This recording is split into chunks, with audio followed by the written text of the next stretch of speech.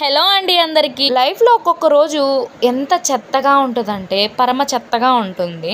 అలాంటి రోజే నాకు ఈ రోజు. తెలియకుండా మిస్టేక్ చేయడం అంటే ఒక ఎత్తండి, తెలిసే మిస్టేక్ చేస్తే అదేం చెప్పాలి చెప్పండి. ఈ రోజు నేను పొద్దున్నే 6:30 కల్లా లేచాను. నేను లేవడంతో పాటు నా పిల్లలు కూడా నాతో పాటు లేసేశారు. వాళ్ళని కాస్త ముద్దాడి బుజ్జగించి దిగి నేను వెళ్ళి టీ పెట్టేస్తున్నాను. టీ పెట్టాను, అక్కడ దాకా బానే ఉంది. అప్పటిదాకా పొంగని టీ సడన్ గా నేను బయటకు వచ్చేసరికి టప్పని పొంగిపోయినాయి. సరే పొంగినాయి కదా అని మొత్తం క్లీన్ చేసి తుడిచి మళ్ళీ కొన్ని పాలు పోసి టీ పెట్టానబ్బా. ఇక్కడ దాకా కూడా బానే ఉంది. టీ కూడా వడగట్టి ఎవరి గ్లాస్ లో వాళ్ళకి పోసి పక్కన పెట్టాను నీట్ గా. ఇందులో నేను చేయాల్సిన ఫస్ట్ పని ఏంటి, ముందు ఎవరికి వాళ్ళకి టీ ఇచ్చేసి ఆ తర్వాత వచ్చి ప్రశాంతంగా స్టవ్ కడగాలి. నాకు కొంచెం తొందర ఎక్కువ కాబట్టి టీ అక్కడే పెట్టాను.